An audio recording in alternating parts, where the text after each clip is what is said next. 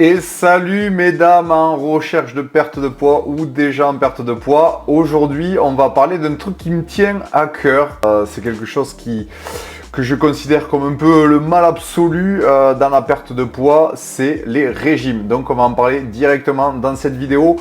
Avant tout ça, n'oublie pas de cliquer et de t'abonner pour me donner justement la force de pouvoir partager un maximum de contenu sur la perte de poids pour aider un maximum de personnes et surtout de mamans en recherche de perte de poids post-grossesse. Alors tout d'abord, avant de descendre les régimes, il va falloir faire quelque chose de concis. Donc il y a toujours une utilité pour chaque chose, notamment pour des méthodes un peu plus ou moins drastiques dans la perte de poids. Les régimes ont une certaine utilité. Il est juste important de comprendre que vous faites une certaine méthode plus ou moins drastique, il y a un but, un objectif. Toutes les méthodes ne correspondent pas forcément aux objectifs choisis. Vous expliquer tout d'abord à quoi sert un régime et pourquoi à la base il a été inventé. Un régime à la base c'est pour perdre du poids d'une manière assez rapide et pour en contrôler la partie temps.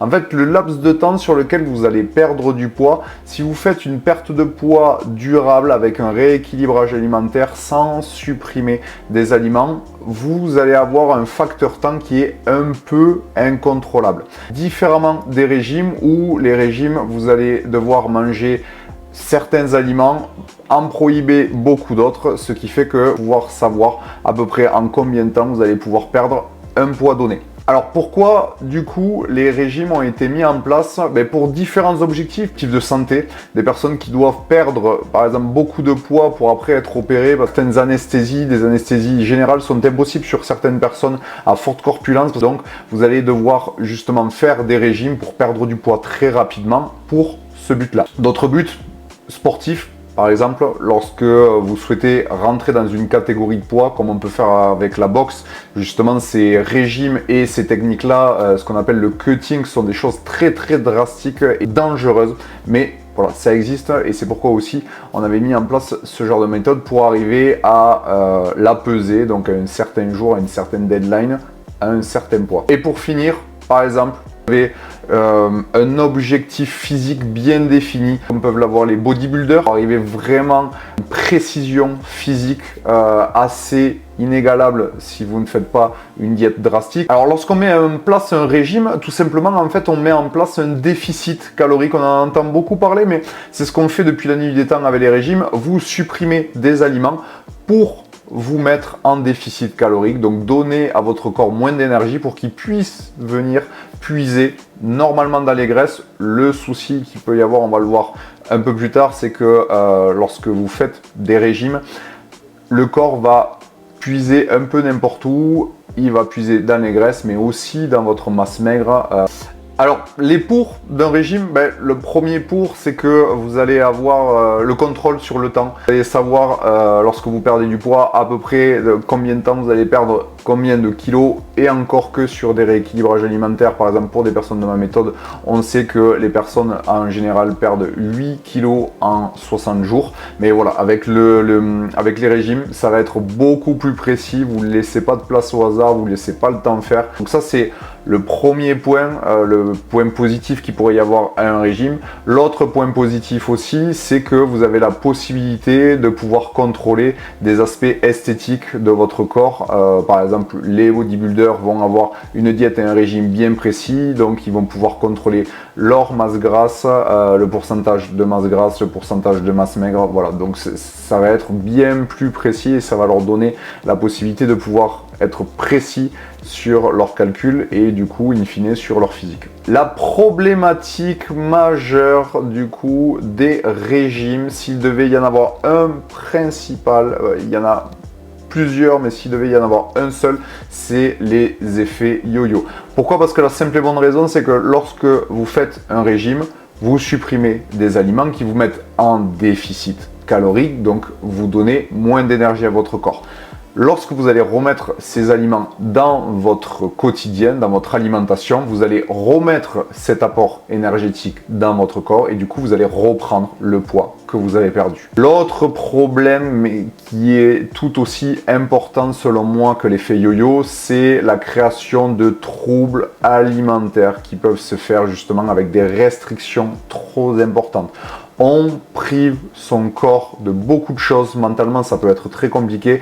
Et le souci, c'est que lorsqu'on commence à toucher au mental, il peut se déclencher certaines formes de pathologies psychologiques liées à la nourriture et du coup liées aussi au manque. Et du coup, vous allez créer des troubles alimentaires qui sont très compliqués à régler lorsqu'ils sont mis en place et lorsqu'ils se découvrent sur une personne. Je vous ai fait un petit panel de pourquoi les régimes ont été créés, les avantages, les inconvénients et vous allez comprendre très rapidement que lorsque vous souhaitez perdre du poids durablement, il faut absolument éviter tout régime. Il faut éviter tout régime justement pour éviter les effets yo-yo, que vous puissiez perdre du poids durablement, ne pas reprendre ce poids-là, comprendre aussi comment fonctionne votre organisme et passer une bonne perte de poids.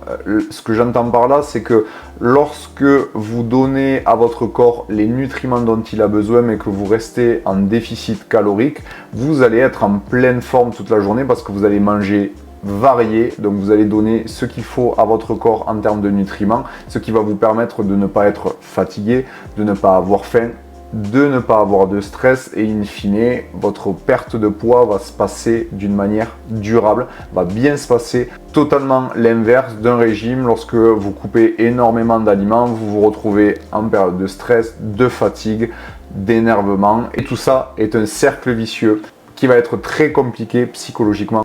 Alors, pour mettre en place une perte de poids durable sans régime, il est important de connaître ses besoins corporels, ses besoins énergétiques d'une part et ses besoins nutritionnels. Se calquer au mieux pour créer un petit déficit calorique qui va vous permettre de perdre du poids, mais qui va vous permettre de pouvoir donner les nutriments, le quota nutritionnel dont votre corps a besoin, ce qui va vous empêcher d'être en carence. Mais sans ces connaissances-là, déjà votre perte de poids va être très compliquée. En plus, potentiellement, vous allez être amené à supprimer des aliments pour mettre en place un déficit calorique qui va être plus ou moins dans les clous par rapport à vos besoins, et ce qui fait que lorsque vous allez commencer à remettre les aliments que vous avez supprimés, vous allez potentiellement reprendre du poids. Donc c'est pour ça qu'il est très important de connaître d'une part vos besoins caloriques, vos besoins énergétiques et d'autre part vos besoins nutritionnels pour que une perte durable et saine s'enclenche et se passe très bien. Pourquoi une perte de poids en connaissant ses besoins énergétiques et ses besoins nutritionnels, donc un rééquilibrage alimentaire par rapport à ses besoins corporels, est plus efficace qu'un régime si vous souhaitez perdre du poids durablement?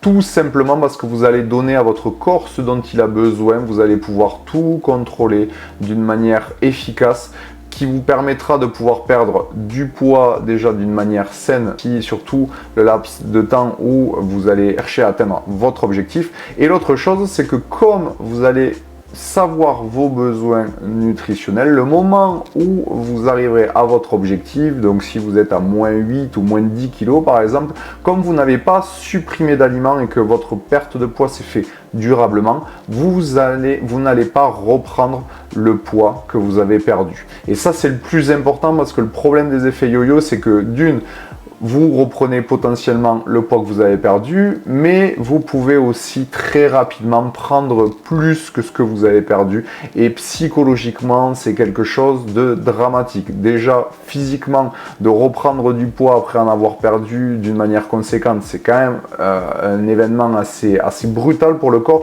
mais psychologiquement, ça l'est encore plus. Et si vous êtes maman allaitante mais que vous avez pas mal de poids à perdre, que vous souhaitez perdre ce poids-là, le fait de faire un rééquilibrage alimentaire en connaissant vos besoins nutritionnels va pouvoir vous aider d'une à perdre du poids et de deux à donner les quotas nutritionnels dont votre corps va avoir besoin, ce qui va vous éviter d'avoir de la fatigue, surtout pendant cette période où le stress et la fatigue sont omniprésentes. Et l'autre chose, c'est que ça va vous permettre d'avoir des montées de lait efficaces avec tout ce qu'il faut pour le bébé.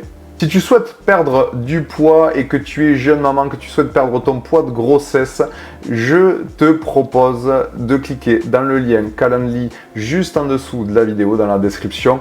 Ce lien te permettra de pouvoir avoir un appel avec moi en one-one, qu'on puisse voir ta situation, essayer de voir les problématiques et que je puisse te donner un plan efficace pour que tu puisses enclencher une perte de poids durable et saine.